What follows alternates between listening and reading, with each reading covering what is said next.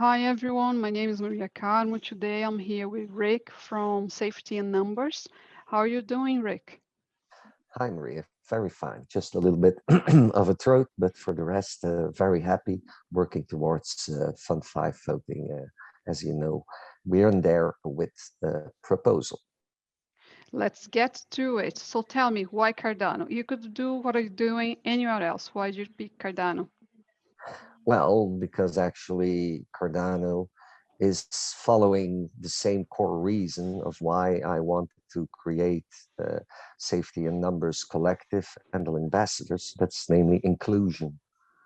The whole organization, the whole mission is that literally inclusion. And if you look at all the blockchains, which one wants to bank the unbanked, which one wants to give solutions in Africa throughout the world, well, it's Cardano. I agree with you in every single point. So did you bring any presentation for our subscribers? Yes, very, very much so. I have a PowerPoint presentation, which I'm now going to try sharing. So this is a brand new presentation, so it's going to be fun to start learning it, giving myself, and of course, Safety and Numbers Collective. I've talked a lot about it. I even talked a lot about all the what's we're going to do. But in fact, what I want to do now is talk about the why. Because since I DFS, I felt I was doing the wrong thing in communication, and I really was not following my own rules. And so I then started searching and came back to one of the people I'm really admiring, Simon Sinek, and all of his why, how, and what ways of doing business. And I started rethinking the whole basis of safety and numbers and all the communication. And I came to the conclusion that I had been talking too much about the what's, and that it's very, very necessary to start about the why.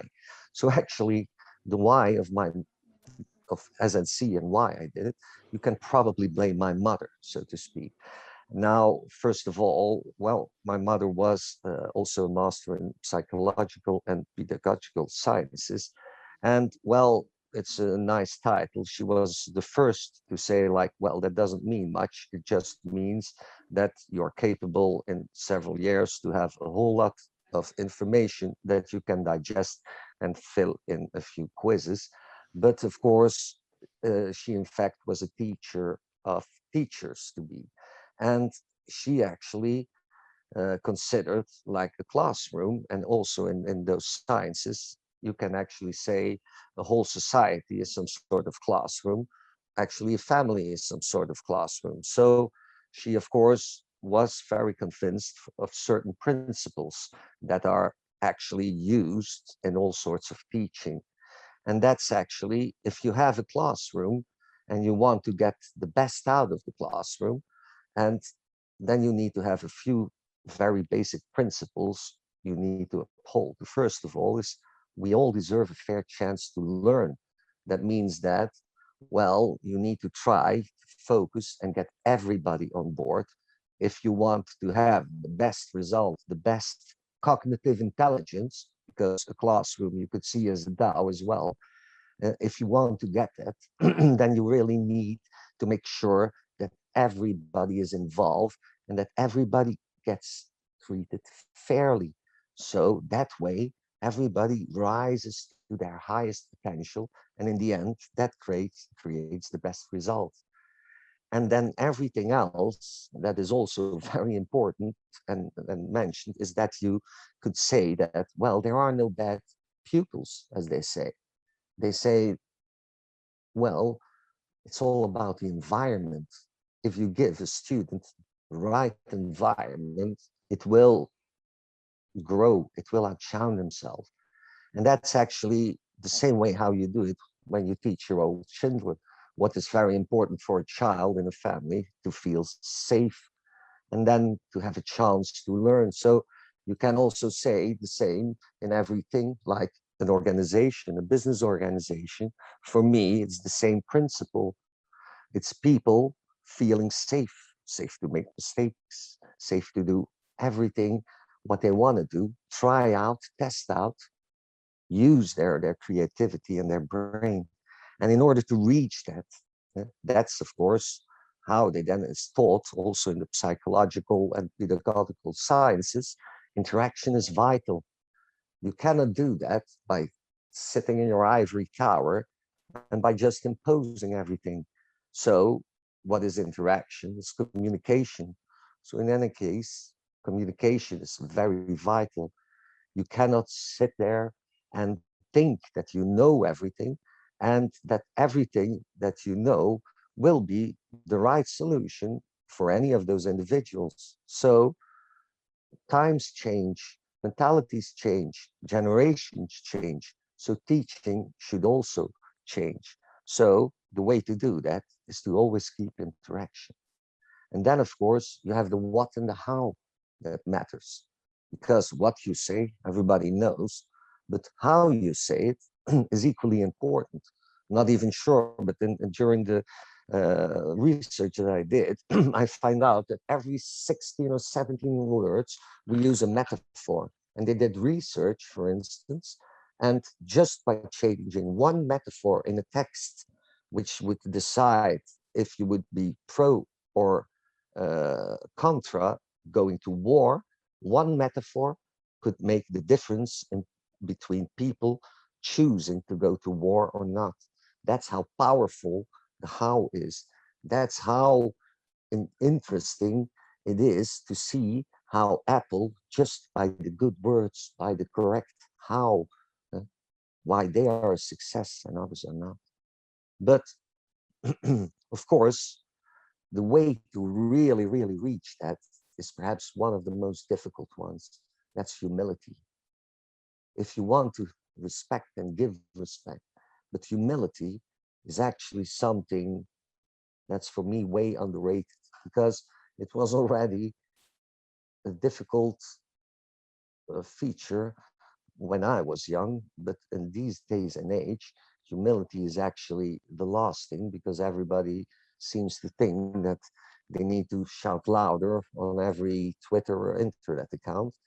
But humility is actually being able to know your place in history. For me, there are three kinds of intelligence. People know IQ, and that's, of course, very well known. Of course, lately, people start to realize and appreciate more of the emotional intelligence as well. But there's a third, and that's humility. That's knowing that how smart you get, how experienced you get, how many times you've been proven right, you still can be wrong. Because for me, well, from my college years and the philosophers I studied, Socrates was one of the great ones. And I really liked him the most for this reason alone. He said, I know nothing. That was what the greatest philosopher for his day said. But then he added, but I know nothing. The rest of the world doesn't know, it knows nothing. So I know more than the rest of the world. So actually, that's the, well, not only humility, it's actually also a little bit of vanity by saying, yeah, well, I know nothing, but I observe and the rest doesn't even know it. So it's really about being humble because everybody is, as the philosophers say, limited by filters. Filters we see through time and through space, through the position that you are. You see things, you think of truths differently now than if you would be born 300 years ago. So, and the other part is keep an open mind. Ideas over prejudice, talent over reputation is actually also a form of humility. Very much if you said, yeah, I've seen it all. I've been 30 years. Somebody comes in, he looks like that, he acts like that, and I know he's going to fail. And then you don't give him a chance. Then you're not having being that humility, and then you won't be able to reach and give that person, that pupil, a fair chance. So all those things are to create that safe environment. And so the last thing is delivering on promises matters. That's also the form of respect. Also from teacher to pupil, from pupil to teacher, you treat people as human beings, even in a hierarchy, even when you're appointed. Now the mission and how we plan to do it. Now, I want to be a safe haven for the untapped potential because actually my mother in her age, she was then a divorced woman, and she actually, when she was young, she was also blocked. She had also barriers. Women in her age, they weren't allowed to do certain studies in university. So she had to choose her second passion. She, even as a divorcee, she then had her own money, always worked for herself, but they asked her to get permission of her husband to get to her own bank account, to her own money. So she had to fight to have, even get access to her own money. So she was always very, very adamant about everybody getting a fair chance. And for me, of course, and the untapped potential is that nobody really in her age saw how incredibly smart and brilliant that she was, and that she, just like many women still have these days in many countries in the world. In Belgium, we evolved way quicker, but we forget that in many parts of the world, and even in the Western countries, there's still even a difference. Look at just the average wage of women and men, even in the West, for the same jobs.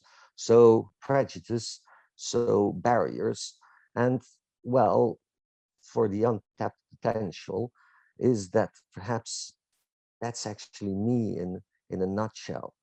I've always had a very strange or unique way of thinking. I always looked at the paths that weren't already taken. I'm very much also wanting to learn how things work, but I always wonder, can they work better, or can they be looked on a different way? I always looked on seeing talent. It's like when I go into a Swan meeting, I actually don't mind that I don't know anybody, that I don't know their reputation. I'm just there and I want to have an open mind and see things that are just not seen by others. And that's always been a strength of mine, to find talent, to see who can deliver way quicker, and also to see it in markets and stuff. So the untapped potential is not only for people, but also for products. Like I see a whole lot of interesting opportunities in Marlow, for instance, as well. And all those things are an untapped potential that I want to exploit. And the untapped potential that I saw is, well, the Cardano community and the part that's non-developer, the part that's not being brought forward and said like, hey, he created space bots in a month. And I then look at it differently. Most people like us that are not developer will look at that and say, oh my God, that's amazing, but I can never do that. I can never make something like that so quick, so good, so technically evolved. And when I see that, I actually thought, well, perhaps not me on my own, but give me a team of very good people, each skilled in something else.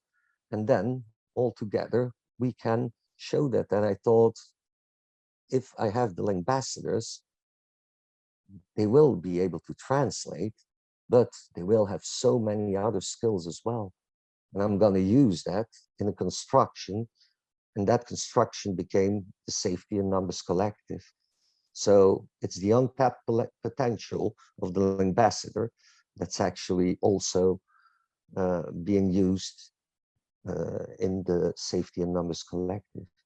And of course, the same things as the classroom, as how I've been taught up. We all deserve a fair chance to grow, not only to learn, but to grow, to have the chance to make a business and be helped where you need it, I can do sales, business, all that. Somebody else can draw, somebody else can program. And if we all work together, we can all grow and all make blockchain our liberty or the fulfiller of our dreams. But for that, we need to feel safe. And it's easier said than done, really. But all the rest that was said before, actually, you can summarize that plainly and simply in just listen. But listen and just listen is an art that's been lost. Listening means that you not just talking to someone and while the other talks, you're just waiting for the moment he shut up to start getting your right from him. You just open up and you block out all that you think, all your prejudice, and you just open up and try to go along in what the other person says. That's an art that's nearly nobody really masters anymore. And I want to make Safety and Numbers Collective for people who excel in listening. Listening not only to each other, also to the markets. What is sales actually? What I did, listening to the markets, listening to the customers. If you listen, they tell you what they need, they tell you what to do. But in the 30 years I worked, well, that seems to be the whole problem. People then start not having that humility again and start saying, no, no, we know what they want. And then they understand not why at one point in time, hey, how come they don't get it? Well, it's stopping listening. And then, of course, what are we going to also do is uniting the non-tech Bitcoin entrepreneurs. That's the people who want to invest in their own skills. That's the people who say, hey, I want to make blockchain my way of living.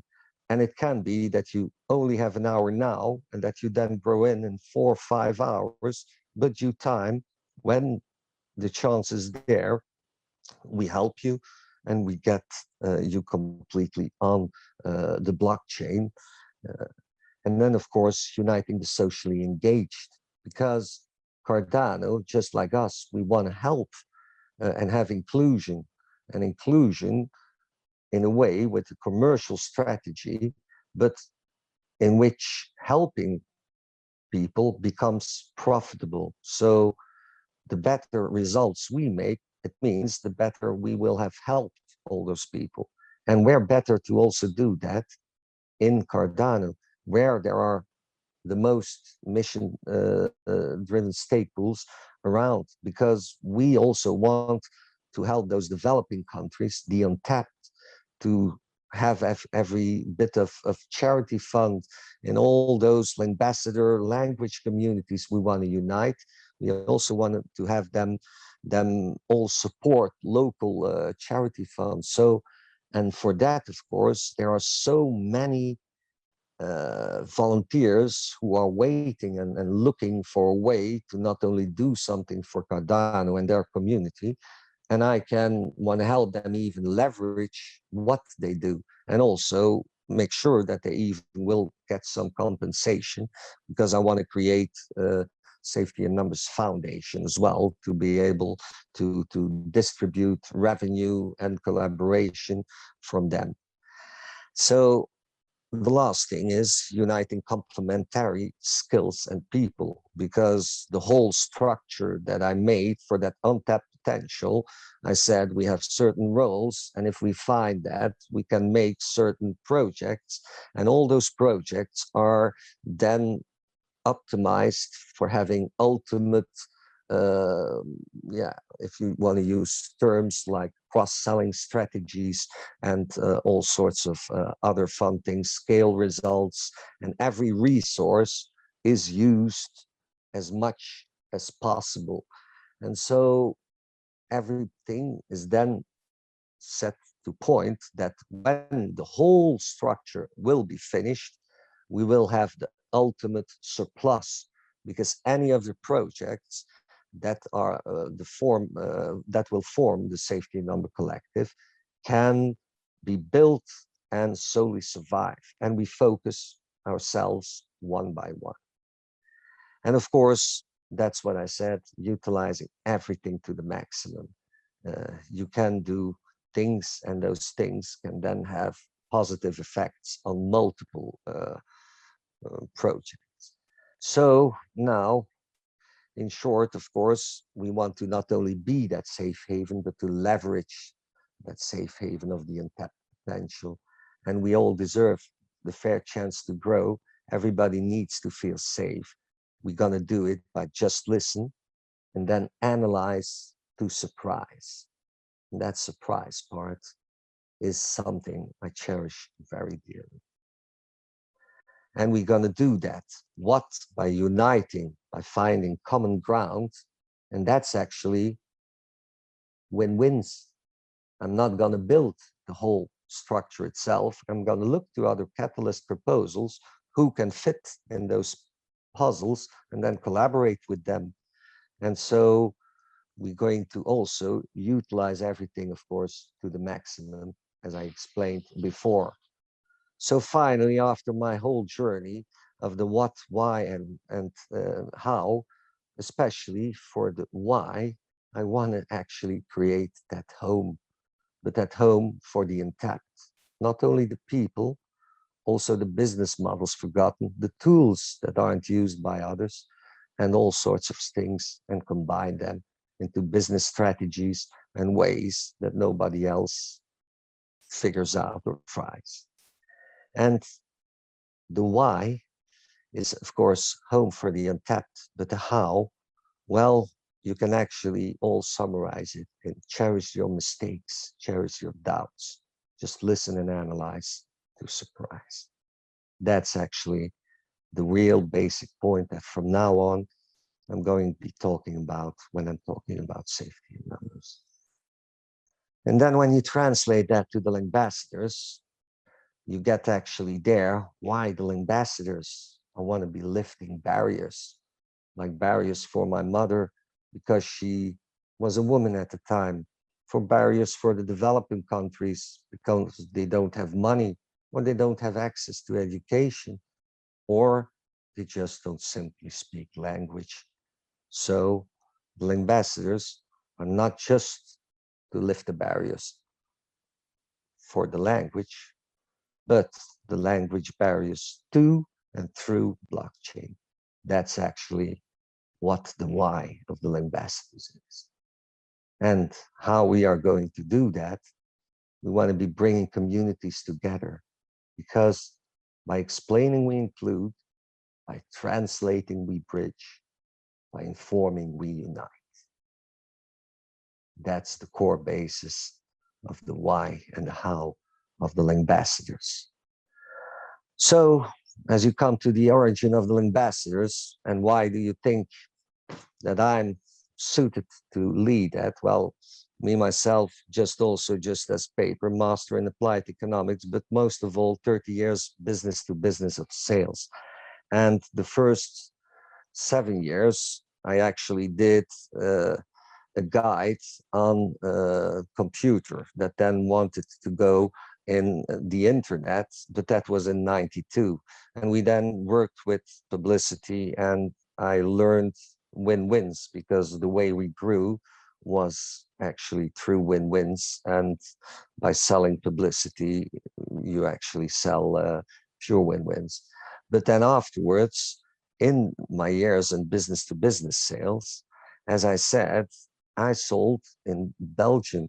And of course, in Belgium as a country, well, if you look at it, 11 million people, 3 languages, and we were formed only in 1831, and there's absolutely no real patriotism, but we are more like co-founders of the European Union. I'm not sure if you're aware that we started that. And also, for instance, look at the NATO. We are very much more international than we are for our country. But due to the fact that I just sold in Belgium, I also sold in the French-speaking part. And I learned that when you can lift the language barrier, the people on the other side of the language barrier, so to speak, are just the same as me, way more than the Dutch who speak my language. And it was funny because during the journey when I was in France, I ended up on a camping with a lot of Dutch people, a lot of French people, and apparently one other Belgian who came for the French speaking part. We ended up being friends and we were talking about it. And we said the mentality is completely different, is completely more arrogance and more, yeah, we don't resonate. And he said exactly the same in regards of the French. So actually, that shows that we were way more alike than we actually always think. And these days and age, I see in Belgium that social media and that yeah, that the language, the French is being less known here. With the kids, it's more like English, and then the other way around. So we start living next to each other, and the societies become also, yeah, more like hostile towards each other than, well, more the politicians, because the actual people itself, we are actually very fine with each other. So I think for that, the reason and the why of the ambassadors, why it's such an important thing. Well, if I step into my car and I drive an hour and a half in each direction, I come in 5 different countries. So I need to adapt, I need to adjust. And I learned that when I talk the language and I talk to the people, they're just like me. And I want to be infused by their ideas. And they actually learn me things because working together with my Japanese ambassador, really, if you want to have lessons in humility, he's unbelievable. He's not only very disciplined in work ethic, but yes, it's like, and that of course enriches someone.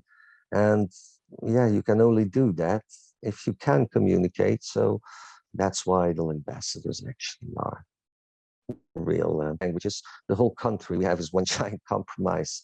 And we actually are so good at compromising in that. And apparently now, well, 2 from the 3 European presidents have been Belgians because, well, due to the fact that there's no patriotism, and actually in Belgium, ambition is being looked upon as wary. We really don't strive for that in theory.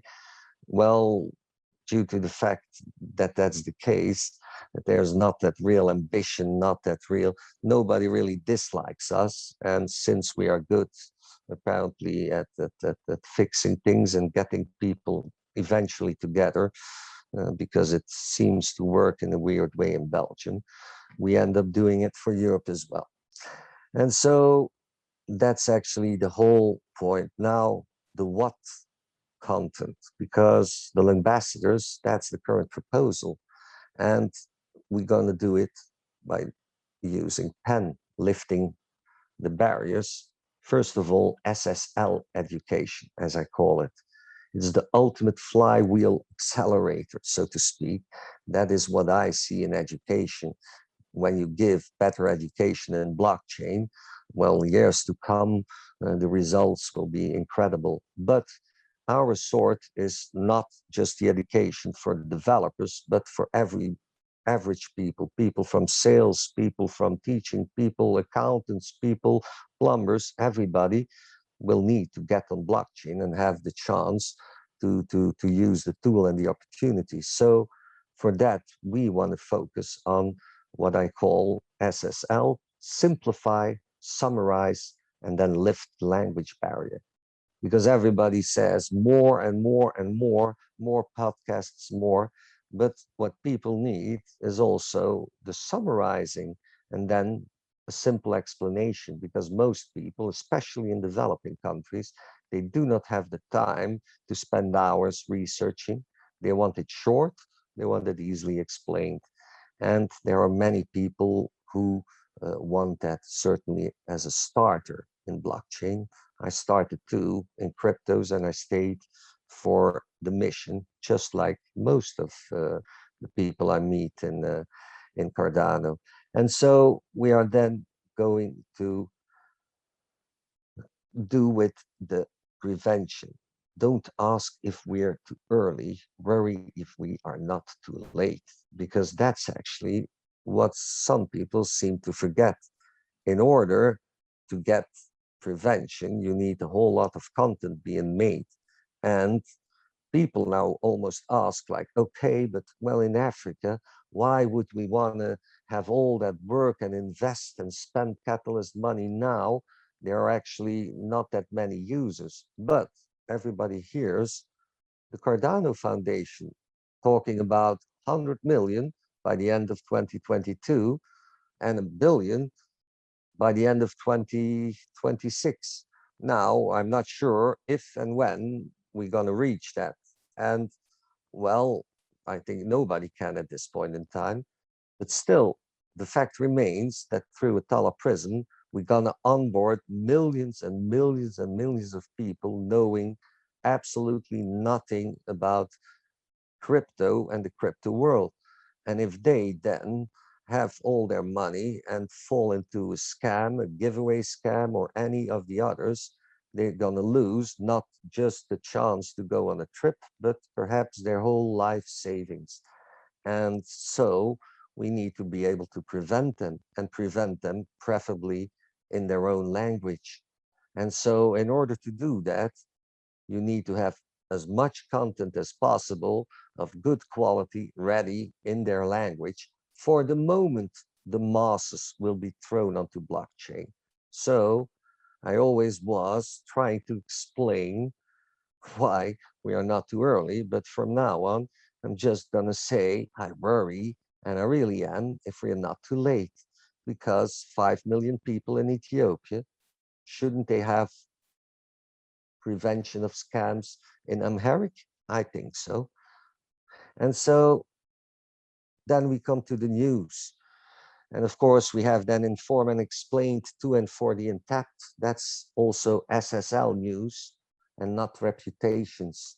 We want to hear what people say and find who we think have interesting visions and, of course, summarize it and inform it.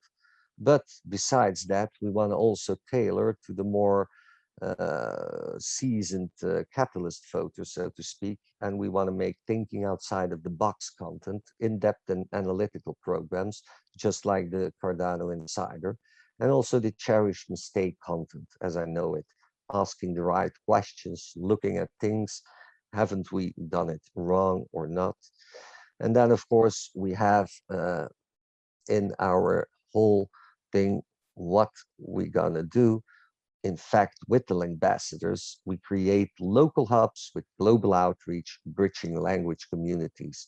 So for every language, we're going to create a YouTube channel in which it's all going to be in that language. But we communicate with each other and we bring out each other's news and we make sure that everybody knows what the other communities are doing. And so how are we going to do that now? All that untapped potential? Well, it's actually pretty simple. We focus on the Langbassadors program. And for that, what do we need? A community of native speakers, translators, and the whole supportive crew. So you actually create all that, gather that, and then what do you have? The untapped.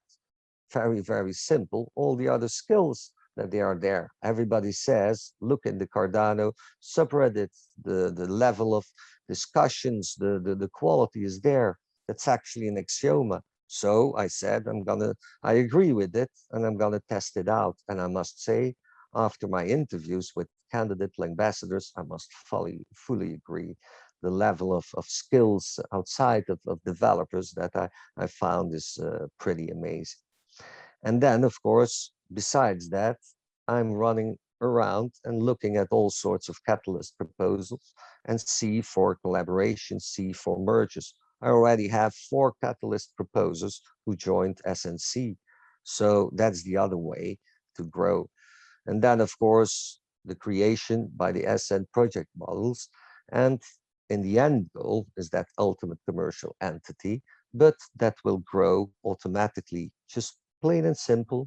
I use the ambassadors, and then I see what untapped potential I have, and I look for the rest.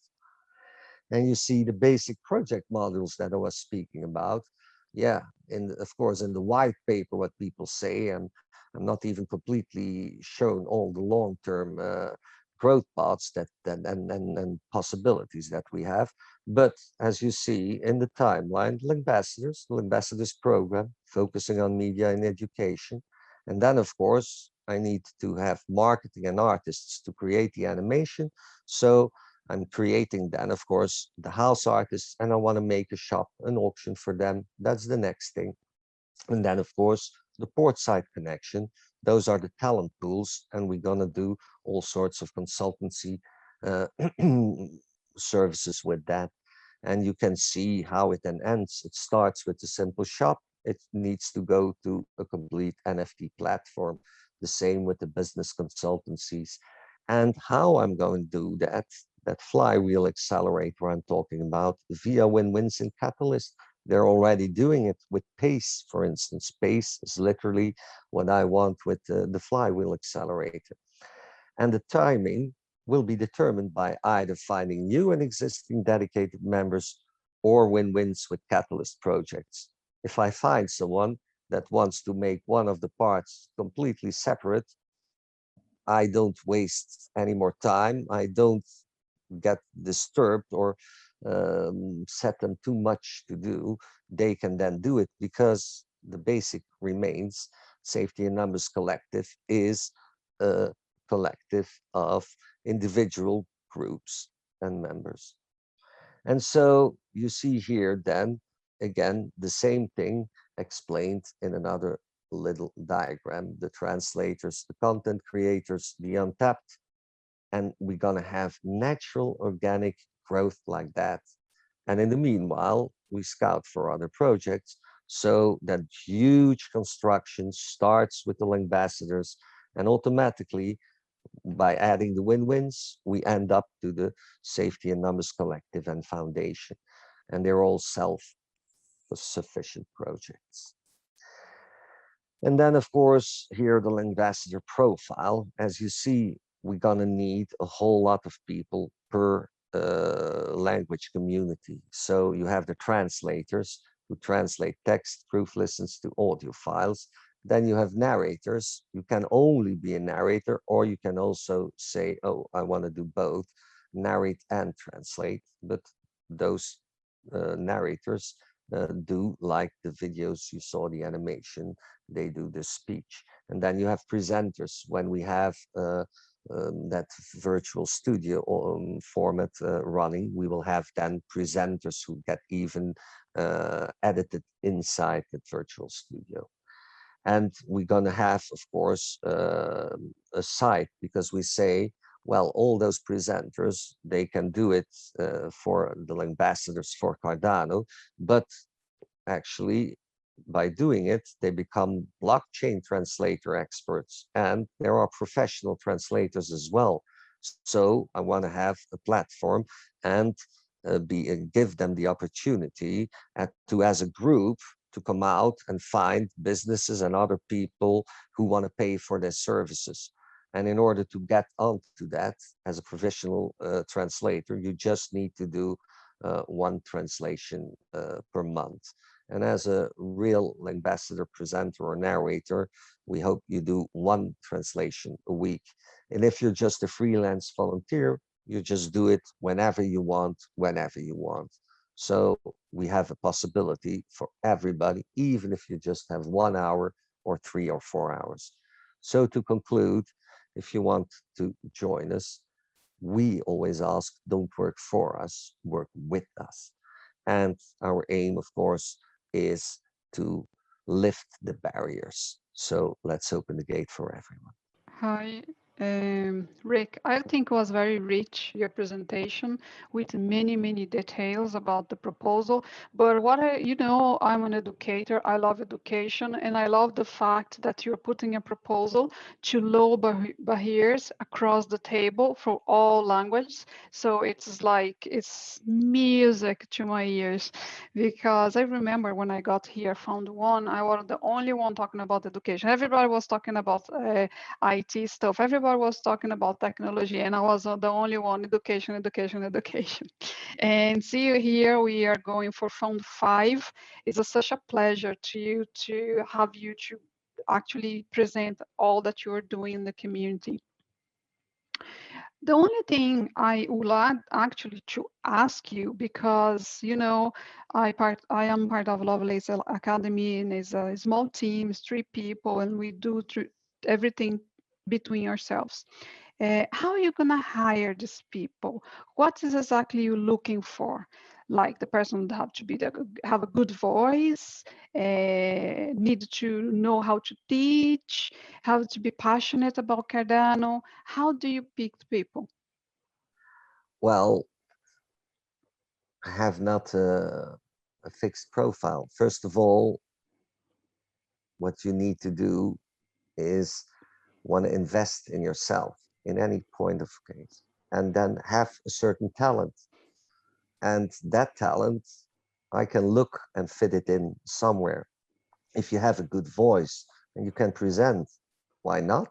And you speak a certain language, even if it's English, but any others, then you can have just that part and become a good narrator.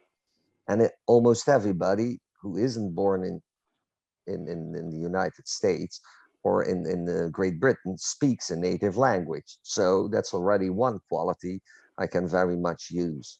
If you then can draw, if you then can do storytelling, well, we have the animation software. And just like who you saw, that was the Japanese ambassador who said, I want to be an animation creator. I really can't draw himself. Well, we have then Doodly, and we have then others who help him create drawings for that. And he then learns to tell that story. I give them pointers. And well, as I said, he had to retry 3 times, but he learned and he came very quickly to the result you saw. As for storytelling, that was already pretty impressive because I wanted, I still know there's still improvement, but remind you, that was his first time. So I spotted the talent, I gave him a chance, I listened to what people want, because usually it seems to be very, very working much better if you say, what do you want? And then try to create that environment in which that person is the most productive. That's my gift, to do that in a commercial way. So what do you need? Oh, so much. Can you program? Can you write good content? Can you write a good script? Can you have a nice voice? Do you speak any other language than in English? Hey, you're very welcome.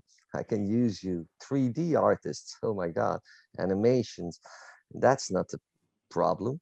It's just like somebody needs to be wanting to do something. I always have the sense that there are many people who are saying either I really want to, but I have no clue what, because I'm only good at this or that. And then they see all the space butts geniuses and all those very people, and they say, I can't do that, or I can't explain that, or I can't. Yeah, so that's who I want to have, somebody motivated to grow.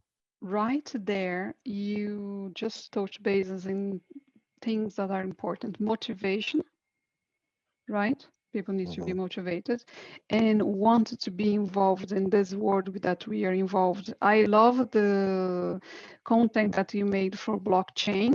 I think everything was spot on.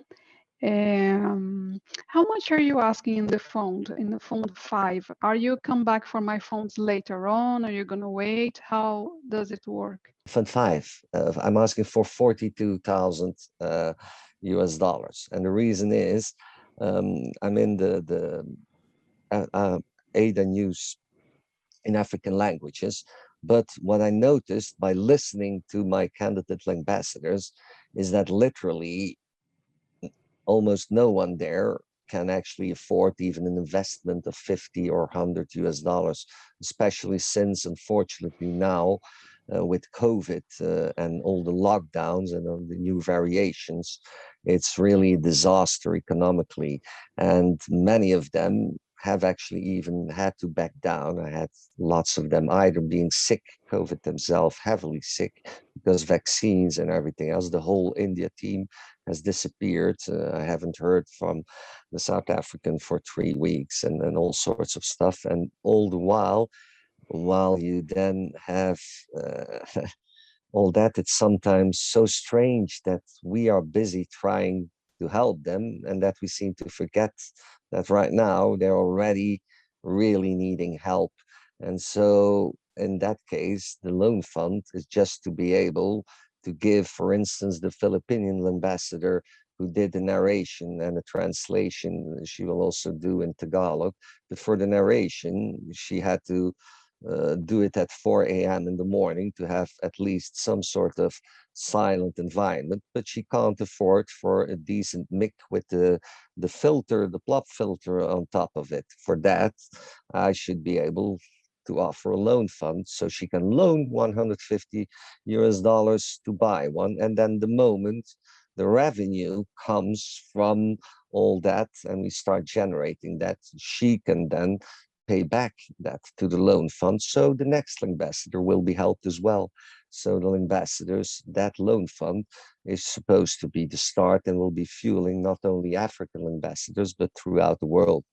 And the other part, the other 20,000, was actually to sort of yeah, boost production of prevention in those African languages, because as I've always heard, this year alone, they're supposed to still come out with 5 different government contracts. We know Tanzania will have a massive upload. We know Ethiopia will, and many others. So again, I thought I'm going to ask 12 ambassadors to be paid for 100 US dollars a month to really promote and produce content in all those languages in Africa in order to try not to be too late with the prevention, to be fair. So thank you, Rick, for being here and spend your time with me. Would you like to address anyone in the community that would like say thank you, someone that have been helping you, give you a hand? Yes, well, actually, 2 people now, and those were, for instance, the first is the alchemist, as he's known, because very in the early beginnings, I needed someone to try to create a teaser idea in Blender, and it takes a lot of time. Now he was in the midst of a lot of his projects, and just with that one conversation, he never asked anything or any remuneration, just because he liked the idea. He found also that it was important to lift that language barrier. He dropped his project for a whole week. Every evening, he spent 4 hours for 7, 8 days, and together we did that. That was so amazing. And at one point in time, I hope to repay that gratitude by selling his teaser for the biggest amount in our first NFT auction. And the second person that I want to thank is also Jan Tirtra, that actually now is doing work to do the Eastern Swarm session for the Eastern Hemisphere. And he actually, I met him in Idea Scale, and he did a whole analysis of my presentation and of my white paper and the idea. And like I said, I spent a whole lot of time, more than thousands of hours, to shaving and doing it. But he actually spent also 2 days completely analyzing it. He came up with a whole whiteboard, and there are actually very interesting ideas and ideas I didn't come up with. So, like I said, that was just a freelance volunteer spending a whole weekend and giving me very useful information.